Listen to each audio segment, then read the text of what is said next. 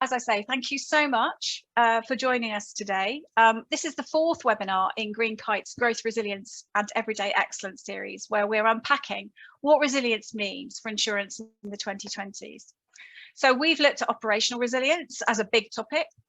We've looked at ESG-driven data issues for insurance. And last month, we looked at compliance and its pivotal role in resilient growth. And today, we're looking at operational resilience through the lens of people. And that opens up a whole wealth of different things. For example, as regulators keep telling us, thousands of people working in insurance firms and their resilience is absolutely pivotal to our sector's ability to meet our commitments to customer in the face of disruption, most recently, of course, COVID. A recent report from Lloyd's of London took another lens. They're telling us, as experts, insurance should seize new opportunities to sell that expertise to corporates to help them protect what they called their human capital. Yet another dimension amongst many COVID impacts, employee well-being and inclusive workplace culture we've been reminded that as insurance firms, that's a job that we haven't fully done yet, and it's been brought ever more forcefully into focus. So people resilience is a thing, and there's lots of different ways to think about it, about defining it, about getting it, about keeping it. So today's panelists, delighted to bring you four brilliant people with diverse both experience and insights on this topic. So Gemma, if you can just quickly show people the facts and figures about our speakers today. I'm not going to read through all of this, and I'm not actually going to give you guys much time to read it either, but the length and breadth of it should tell you a lot about the nature of the experience and the insights that our panelists are going to bring today. From inside and outside insurance, actually, which is really important. And we're going to spend about 45 minutes or so really digging into what these people think and what their experience is, so that you can ask yourself the questions about what does operational resilience through the lens of people mean to you, and what sorts of different thoughts and possibly even actions will you take away from today's session. So please keep that in mind. Gemma, if you can bring us back, please. Thank you. So hello, panelists. I hate the term panelists, actually. It's quite cold and objective. And Paul, Colleen, Claire, Johnny, you're very interesting individuals with lots of different expertise. And we've structured this conversation around four sort of main questions. And the first one is, and it's going to come to you, Claire, is what aspects of people resilience are you especially interested in and why? Can you give us an insight into that from Claire McDonald's desk and brain, please? Thanks, Sean. I think post-COVID, everything's getting changed up a little bit. So from my perspective, what's occupying my thoughts around this is how will we go from living at work to the new hybrid model that I think most companies in financial services are lucky enough. We have the luxury to be able to adopt that. And I think it's an opportunity that we should be seizing to try and get a bit more work-life balance. But I think in terms of right now, I'm concerned probably about employee sort of burnout levels and activity levels. I think a lot of people haven't taken holiday. And I think we need to get a bit more of a balance around leave of absence and working dimension. And then marrying that with this new scenario of how are we going to lead and be in the new working model where we have to adapt to more asynchronous ways of working, where perhaps people are not working the same hours or in the same locations that we've worked for before. And we're all going to be learning something new together, because it's not like any of us really have existed in that way historically. So I think there's lots of opportunities for learning. I think there's also lots of opportunities for getting it right and lots of opportunities for getting it wrong. Equally, how do you avoid the cliques in the office, coming up, that the same people come in on the same days? How do you maintain equality of visibility and equality of opportunity? And will there be a disproportionate impact, men versus women, or men and women, or will the split be different around those with caring responsibilities versus those without? So how do we stop those things from happening, that we continue to have a world of equal opportunity within our working places? So that's probably some of the thoughts that I've got on this topic, or what's occupying my thoughts and thinking. You've been, and I don't mean to make you sound old, Claire, but 30 plus years in insurance is a long time. And as an MD sat, not just around a board table, but directing the board table as well. I think that perspective, if you had to pick just one of those various aspects that you've talked about, and you only have to pick it for the purposes of this question, which one as the MD of your business is really uppermost in your mind at the moment? Right now, it's probably mental well-being and stress levels, and the fact that people are just not switching off. Okay. Because I care, you care for the people that you work with, and that's not. I don't think that's quite where it needs to be right now. My top second one would be thinking a few months down the line is about how do we get the hybrid working right, that it really works and it really delivers the benefits that we all hope it will deliver. Got you. Thank you. So coming to you next, Colleen, with the same question about which aspects of people and operational resilience are you most interested in. You're an outside in. You're one of my precious outside in people today, experts, which insurance always needs, right? So talk to us a little bit about but which aspects of people resilience really are your passion areas. Yeah, thank you, Sean, and thank you so much for inviting me to this conversation, particularly with the panelists that are here. And it's a really interesting question. I felt quite challenged by it when you asked us to have a think about this, because the work that I am primarily doing is obviously helping organizations, which includes the insurance sector, to really think about how they manage their impact on human rights, both from managing it from a legal point of view, but also from a practical point of view in terms of the impact on the supply chain. So, the question of resilience is so much one that all businesses have had to think about and tackle over the last 18 months because of COVID. And as Claire said, for you, it's that front or that at the top of your mind, how you actually deal with your people on a really personal level. How do they manage it from a mental well-being perspective?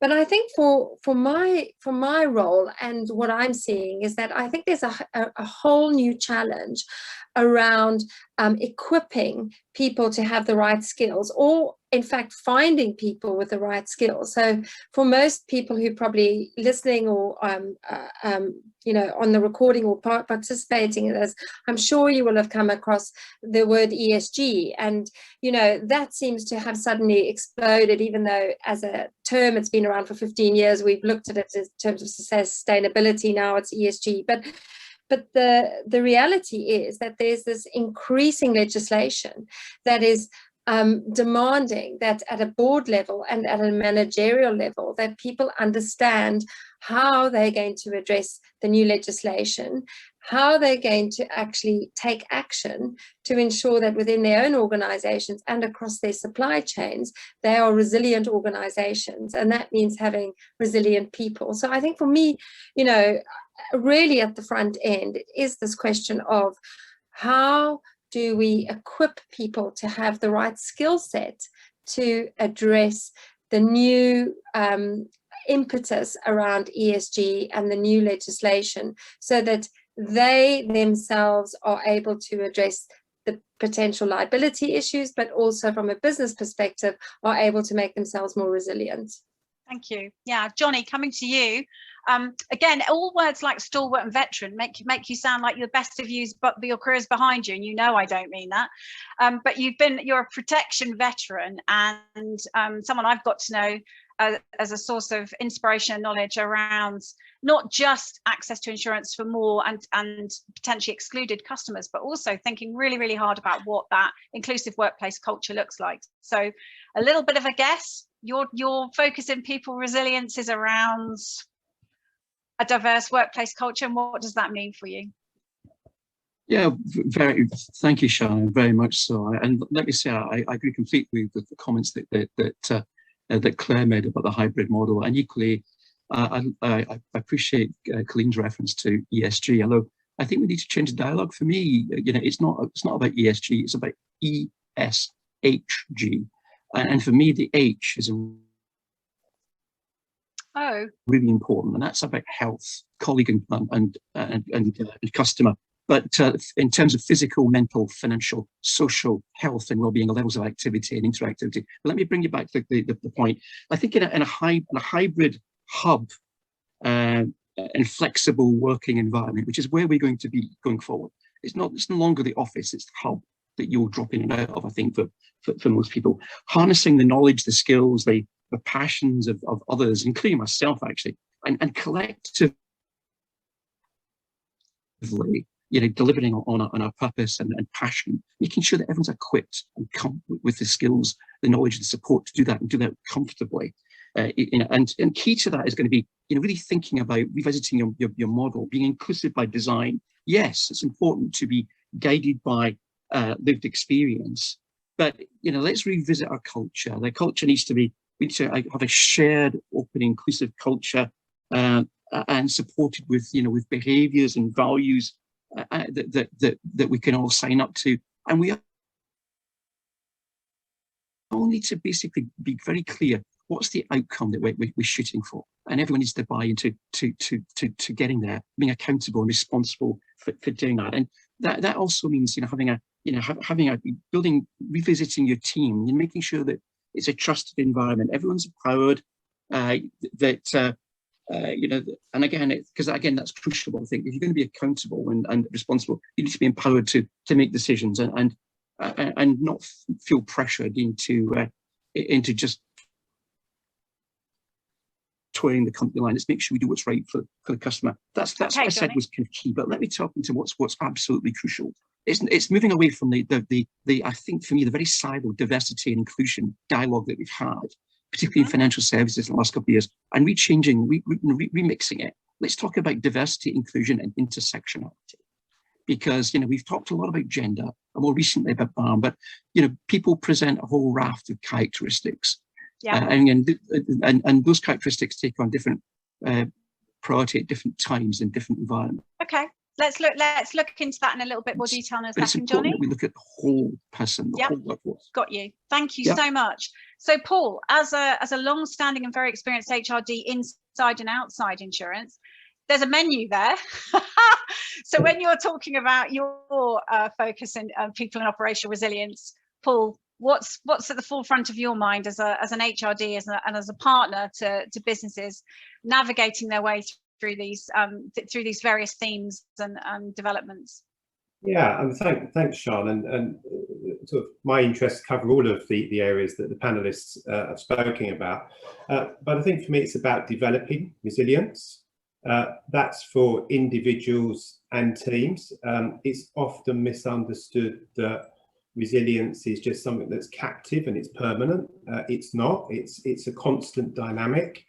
And the real quality is to really embed into an organisation and to develop the skills is how to cope with a dynamic organisation that's maybe going through lots of change and the introduction of hybrid models. How do you recognise burnout, but how do you give people those skills to really develop and adapt and cope with stress? Because I think that should never be underestimated. I think for me, it's also about that whole, what I call whole systems thinking, where you really, really have to look across the whole piece. It's not just the case, it's a good idea to have a hybrid model. What does it really mean in the way that we bring our business together? What does it mean in terms of what our customers want? And just picking up on what Johnny was saying, it's very much about an individual take on what's right for the individual in the hybrid model as well. It's not a one size fits all. Thank you. Okay, thank you. Okay, so we've touched on your personal priorities, and for all of you, that goes directly into the work that you do in various areas as well. So let's move now at some of the obstacles then, some of the real challenges that we can see, that you can see when you're looking at insurance firms. And we know, don't we, that they're just using the label insurance firms really makes it sound like they're all the same, pretty much the same, and we know they're not. Insurance is remarkably varied, actually, in the size and shape of the various businesses that make it up. Not even to start on the size and shape and diversity of our customers. But when you're looking at those particular challenges, so Johnny, you gave a diagnosis that I don't think anybody would really argue with at all, a very comprehensive diagnosis and also an action plan actually for what needs to happen.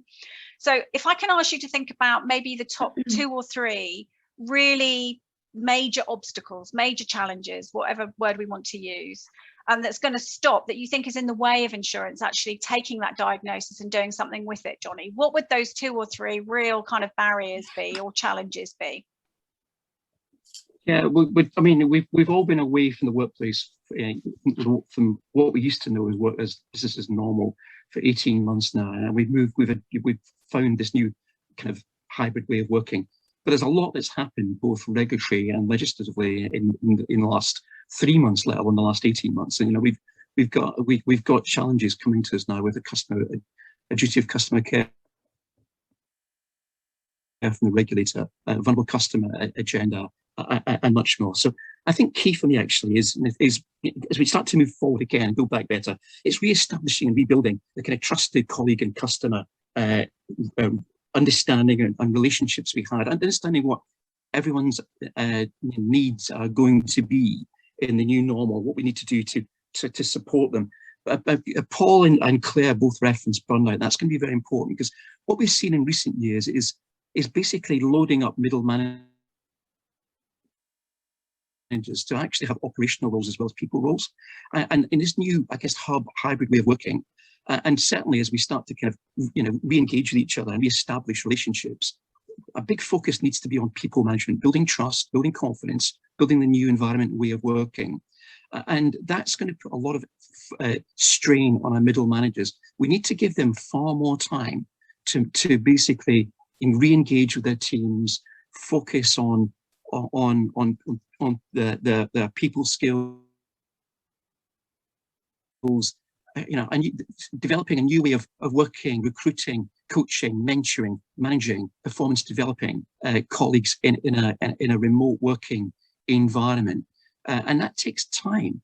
And so I think to some extent, some of the operational roles that we may be given middle managers, we have to maybe think about stripping those back and supporting them. Otherwise, as Claire and Paul emphasised, we will face middle management burnout very, very quickly. Okay, so that for you could be that's so if I'm replaying that back to you in terms of that question around challenges to implementing the diagnosis that you would put forward, one of those challenges is new regulatory requirements. So the nature of the challenge is changing in response to the way what the regulator is asking us to think about and do.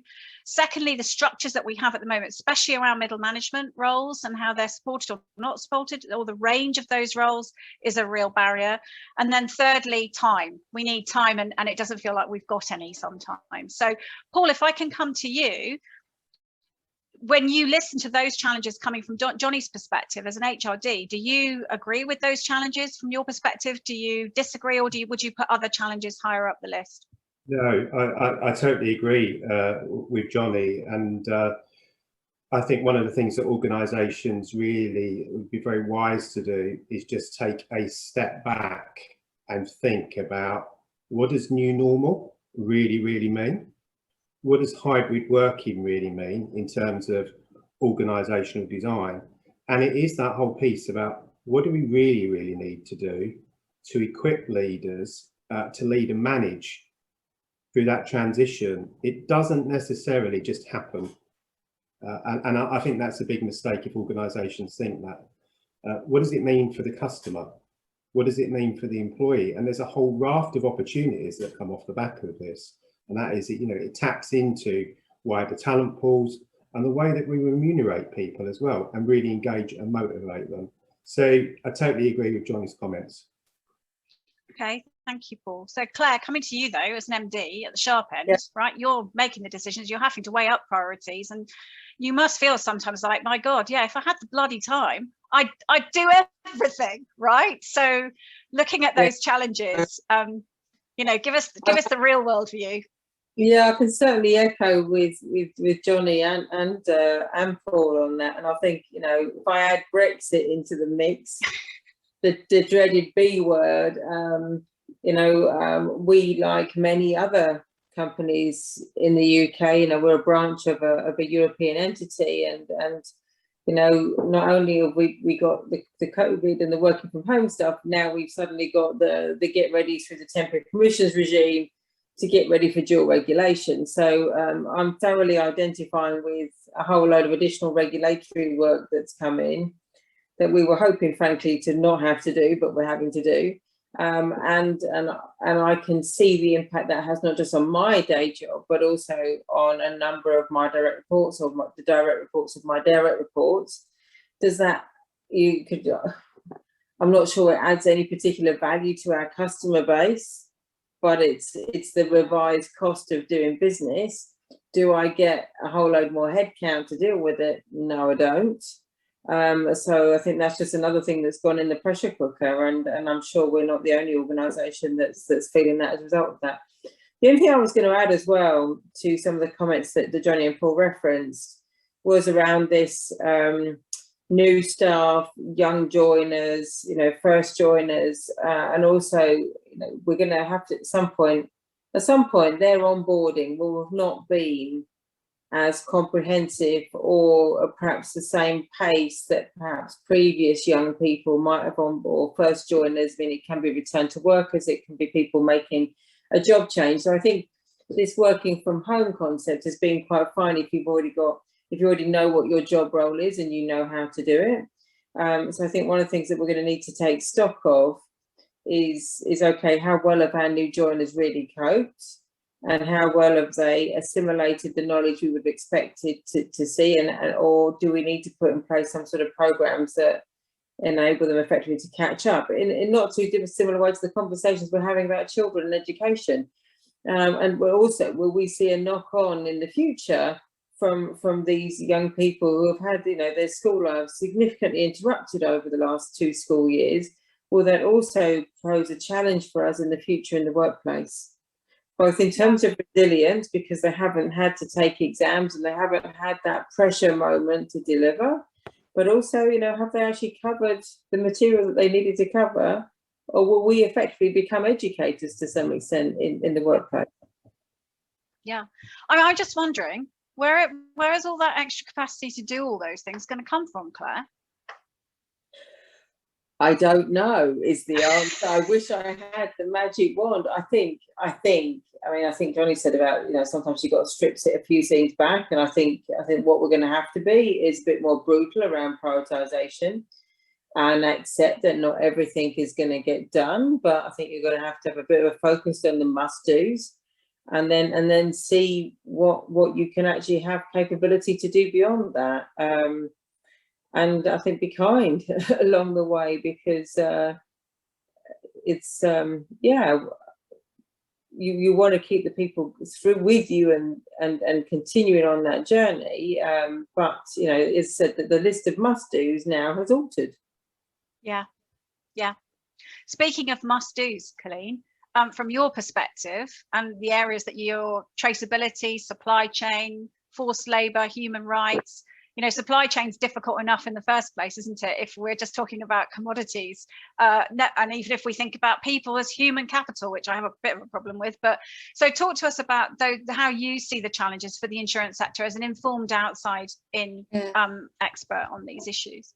Thanks, Sean. You know, such an interesting question, and what has particularly struck me is you know, kind of thinking around insurance for this particular conversation today, was that actually as a sector, it has a huge footprint as both investors, but also in terms of its own customers. So it's got 2 areas of it to it.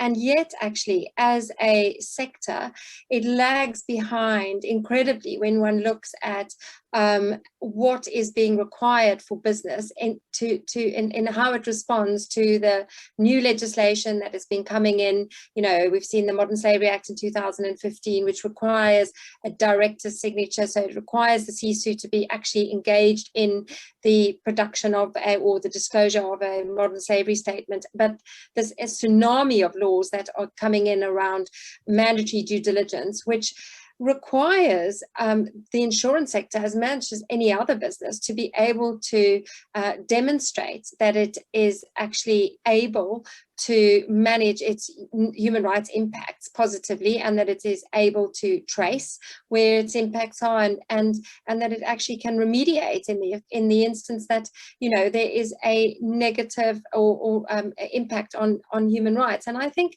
you know, so there's that element that it is lagging behind. When you see, there was a recent report by Share Action saying that only 17% of insurers have at least one board member with specific sustainability related expertise, and only 23% indicate that there's at least one board member with clear accountability for responsible investment and underwriting. Now, in the context of what we're talking about, I think it's really significant that, you know, all the other panelists are recognizing that there is a tremendous pressure on middle management and resources. Now, this you know, the insights around this and the drive in the new legislation is actually going to put more stress on those people who are having to think about how they address these issues. If they don't have the skill sets, they need to get trained. They need to understand how they're going to include what they're doing in their own businesses. Does that mean that some of them take on less of a role as a director in one area to be able to skill up and to manage the ESG and the sustainability and the human rights issues? It means really thinking around the middle management piece as well, because, you know, what I've seen in all the industries I've worked across is that, you know, this what's happened is you might have a sustainability or responsible business kind of lead, and they initially had all the environmental stuff, so all the carbon emissions, all the climate change stuff. Then the human rights law and the modern slavery laws come in, and they've had that dumped on them as well, without necessarily having the skill set. So the push on the management and the skills and the lack of skills, I think, is a real challenge for investors. And I know that in the next sort of questions, we're going to talk a bit more around, you know, what part insurance can play in resilience. But I think that, you know, looking at a particular challenge, the sector as a whole has to really step back and think, how do we start addressing this as a clear issue, because it's being driven by the law. It's no longer just a, you know, nice to have.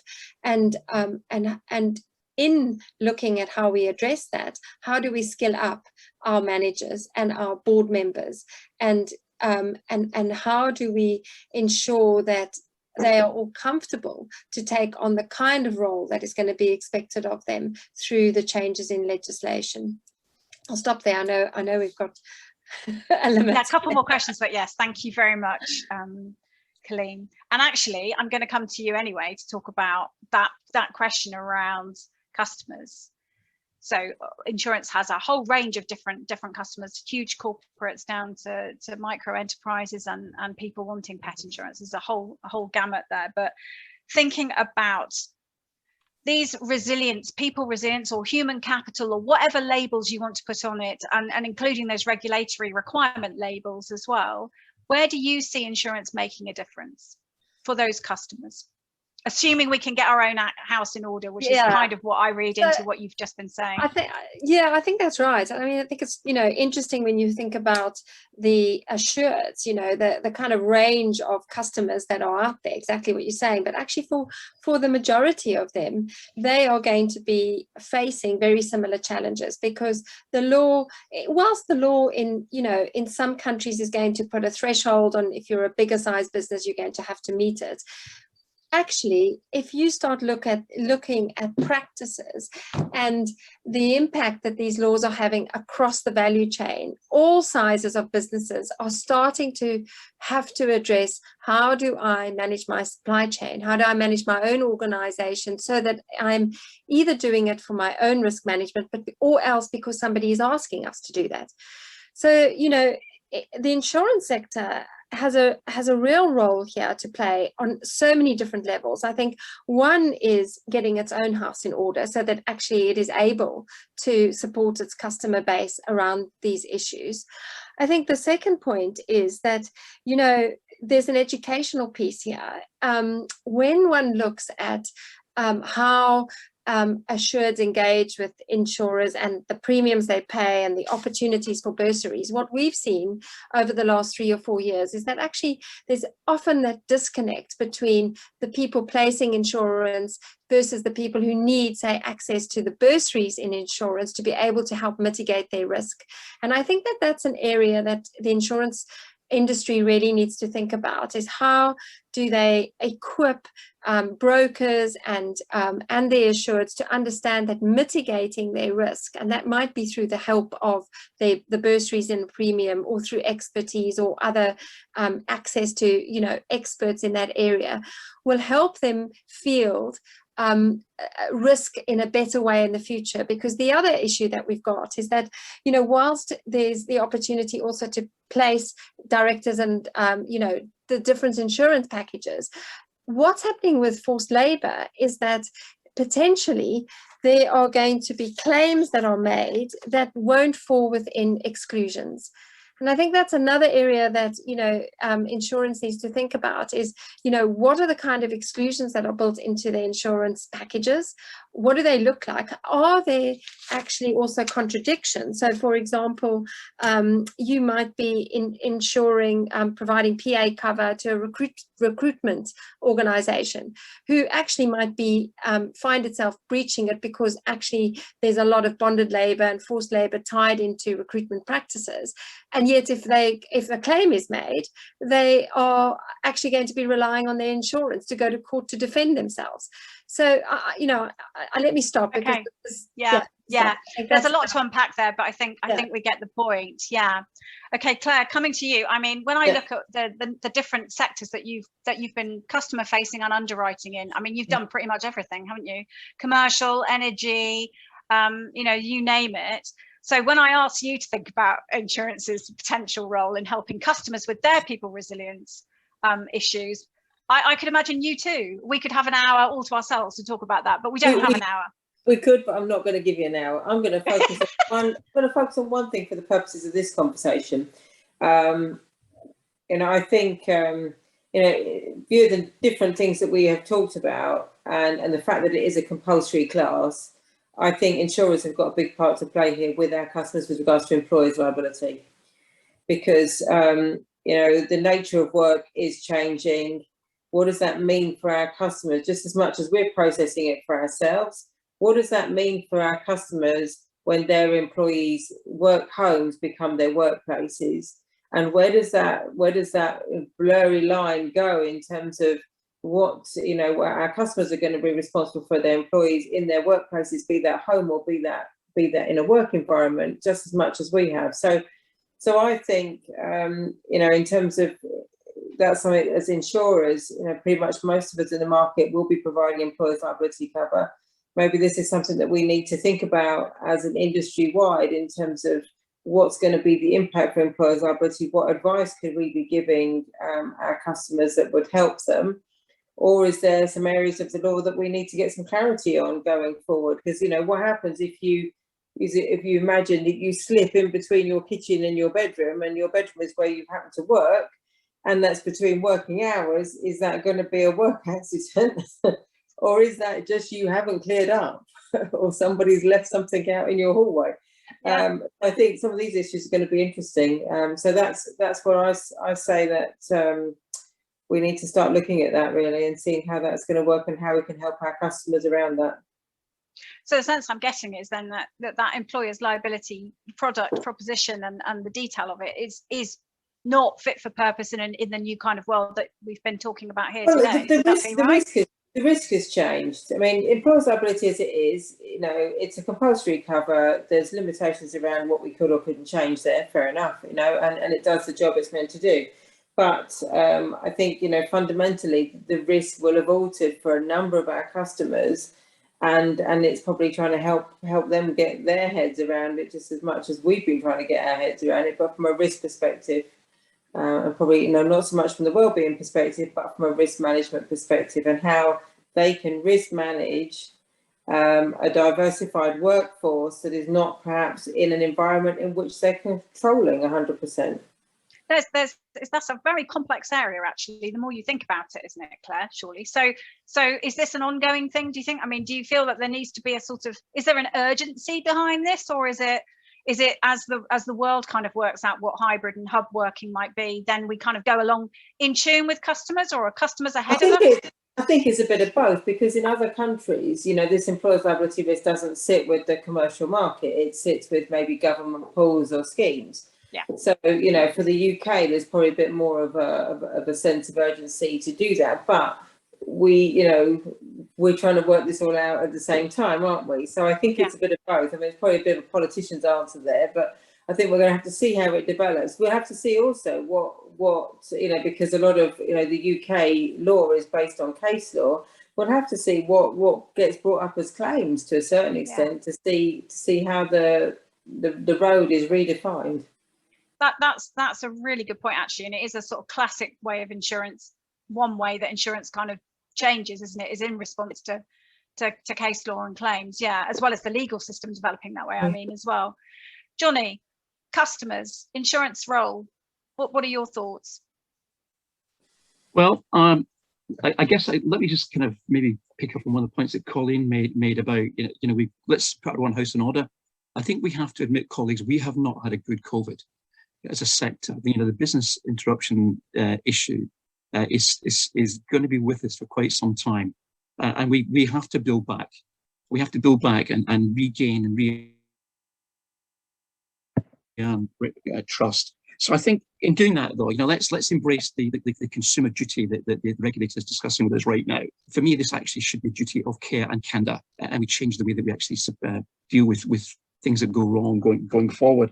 And we really do have. We've also got the regulatory discussion going on with inclusion and diversity. It is now a regulatory issue, and the joint FCA, PRA, and Bank of England paper DP 21-2 really sets that out now. So going back and picking again what Claire said, actually, and it's all about risk. So we are risk specialists. That's what we do. And I think, let's basically work with our customers to almost carry out a risk audit and help them revisit their risks in this new environment so that they're set up to succeed going forward. And picking, I again agree with Claire about employers' liability, but it's much more than that. There's a huge risk transfer that will come with the unwinding, or the furloughs are unwinding now, actually. So let's basically support employers better meet the sick pay, the rehabilitation, the support of the employees. It's quite appalling, actually, that levels of occupational benefit awareness for employees in this country across all sectors is desperately poor. Now, we actually provide those services, so we need to work with employers to make sure that their employees know exactly what support structures in place with them in various businesses. But equally, we do supply manufacture and supply employee assistance programs, and they are completely underutilized. So let's basically do something to revisit those, make sure employers are aware of the services they're actually buying from us and how they can use them to best support their staff. But in terms of that risk transfer, by the way, this is equally a risk transfer for individual consumers as well as businesses. So let's basically make sure, let's support MAPS and the Money Helpers Scheme, and make sure that we are working with them to make sure that consumer financial capability needs to really ramp up and improve. We've got a role to play there, and I think we need to step in and support them do that. Thank you, Johnny. So that's a really thorough action list, isn't it? And what I'm hearing is we manufacture and sell lots of stuff that could be really helpful to a whole range of customers, but we're not especially active in making sure that those people actually understood what they bought or what they benefit from by virtue of working for an employer who's bought those services from us, for example.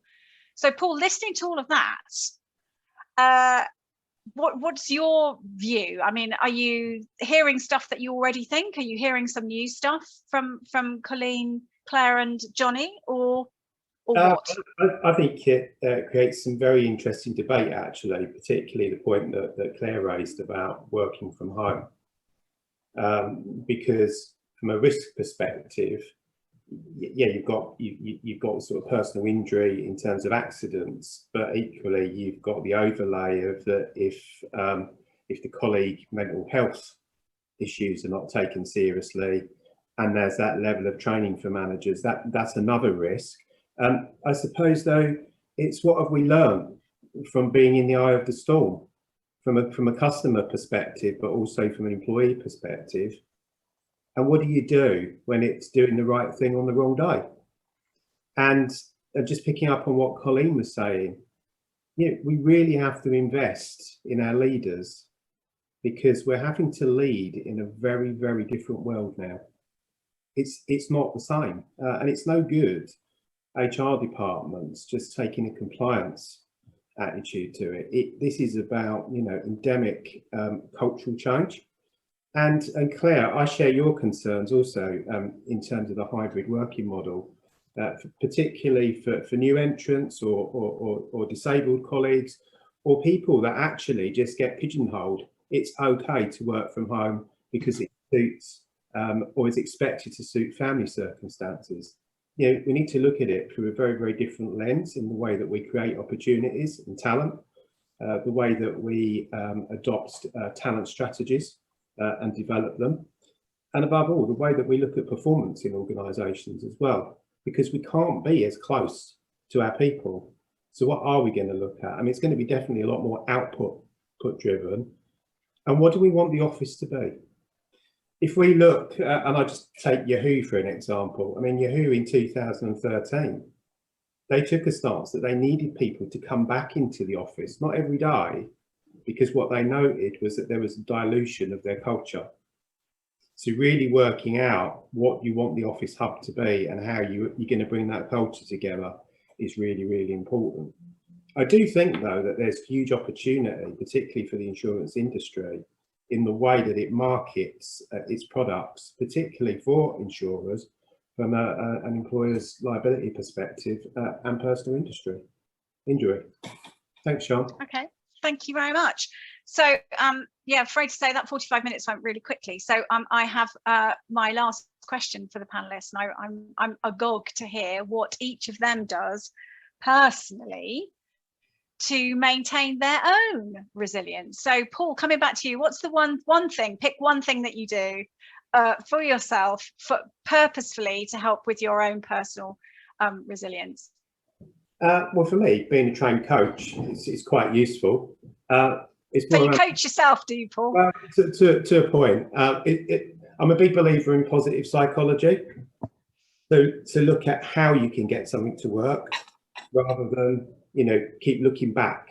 So that's one way I do it. So you look forward, and that's great. Colleen, what do you do to take care of yourself? Cultivate good habits. So really intentional about time out for meditation, time out for exercise, and making time for relationships that matter. Wow. Okay. Johnny, how about you? Is it connected with sheep? Well, it is in a way, because I mean, obviously, I'll share a secret, because I've got a small holding and I farm sheep when I'm, in addition to doing insurance, and I think it's good, isn't it, to have something that enables you to switch off completely. But in saying that, though, I start the day by meditating as I'm walking the dog. Sounds daft, doesn't it? But I plan my day, I set my goals out for the day. Then when I do the evening walk, I basically just revisit, what did I do? And what do I need to carry forward? I don't beat myself up if I don't achieve everything. Thank you. Claire, what about you?